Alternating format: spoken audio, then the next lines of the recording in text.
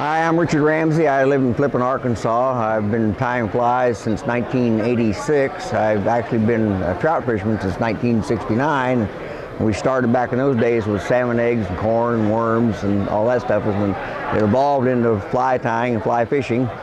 And I've just gotten better at it and better at it as years have gone by. I currently do some guiding and some fly tying instruction, but I don't consider myself a guide as much as I do an instructor. My main goal is to help people that need help with their fly fishing techniques or whatever. Maybe you already know how to fly fish, but I can maybe improve what you do. That's what I like to do. Now, I'm going to tie a fly here today.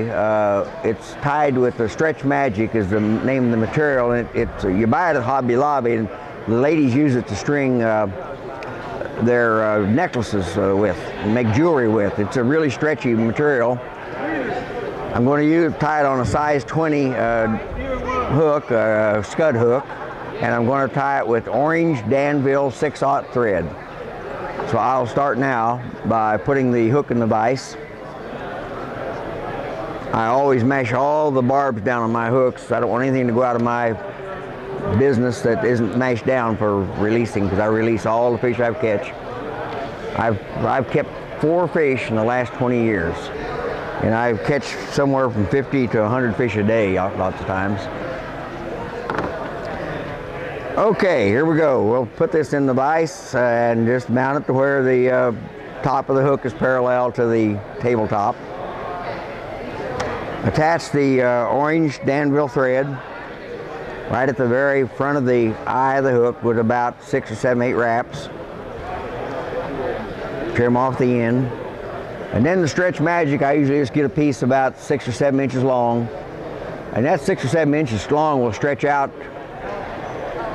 to probably 12, 14 inches. It really stretches, it really stretches thin.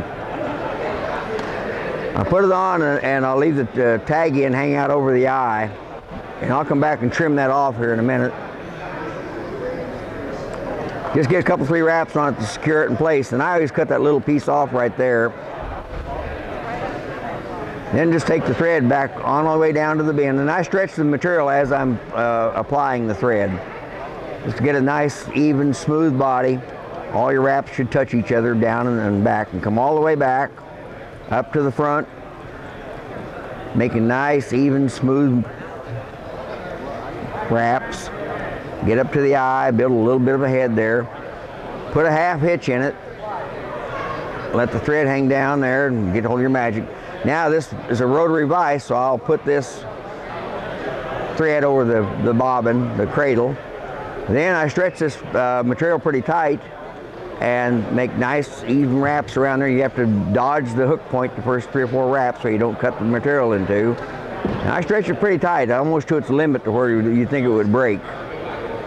Gives a great segmented effect to the fly. This fly is really very simple to tie, but boy, it can be very effective. I usually fish this fly in the middle of the afternoon when fishing gets a little tough. Lots of times I'll just be one of my go-to flies. I weight it, or weight the line I have it tied on, and I fish it mainly just bounce it right along the bottom. I think sometimes it might represent the expired scuds that live in the river, because a scud, when it expires, it turns orange. And that's done to there, and I just put a little orange head on it. You can't get much simpler than that, and it's a very effective fly.